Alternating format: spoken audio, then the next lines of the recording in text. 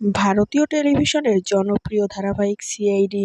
এই ধারাবাহিকটির অন্যতম দর্শকপ্রিয় অভিনেতা দয়ানন্দ শেট্টি, যিনি ইন্সপেক্টর দয়া হিসেবে পরিচিত। অভিনয়ে আসার আগে খেলোয়াড় হতে চেয়েছিলেন তিনি, তবে পায়ে আঘাত পাওয়ায় খেলোয়াড় হওয়ার স্বপ্ন অপূর্ণই থেকে যায়। খেলোয়াড় স্বপ্ন ভেঙে গেলে থিয়েটার অভিনয় শুরু করেন। 1998 সালে সিআইডিতে দয়া চরিত্রের মাধ্যমে টেলিভিশনে অভিষেক হয়। এ ধারাবাহিকের সঙ্গে যুক্ত হওয়ার আগে দয়ানন্দ বেশ কিছুদিন বিজ্ঞাপনে অভিনয় করেন। কয়েক বছর আগে গুঞ্জন ওঠে দয়া সিআইডির সহ-অভিনেত্রী মোনা আম্বেগাওয়াকরের সঙ্গে প্রেমের সম্পর্কে জড়িত। অভিনেত্রী মোনা মারাঠি সিনেমার একজন জনপ্রিয় অভিনেত্রী। সিআইডিতে ফরেনসিক বিজ্ঞানী ডাক্তার অঞ্জলিকা দেশমুখ চরিত্রে অভিনয় করেছেন মোনা।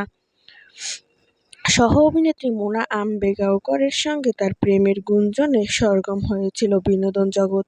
তা আরও জোরদার হয় 2005 সালে। সেই বছর বিবাহ ছাড়াই এক কন্যা সন্তানের জন্ম দেন মারাঠি অভিনেত্রী।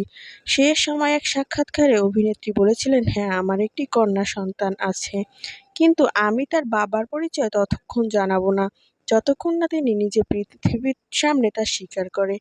তবে দয়া কখনো গুঞ্জনের বিষয়টি স্বীকার করেননি। গুঞ্জনের বিষয়ে অভিনেতাকে প্রশ্ন করা হলে জবাবে অভিনেতা বলেছিলেন, "আমি শুনেছি মানুষ মোনা এবং আমাকে নিয়ে কথা বলছে এবং বলছে যে আমি তার সন্তানের বাবা, কিন্তু এগুলো সবই গুজব। আমি গত 6 বছর ধরে বিবাহিত এবং মোনার সঙ্গে কোনোদিনই জড়িত ছিলাম না।"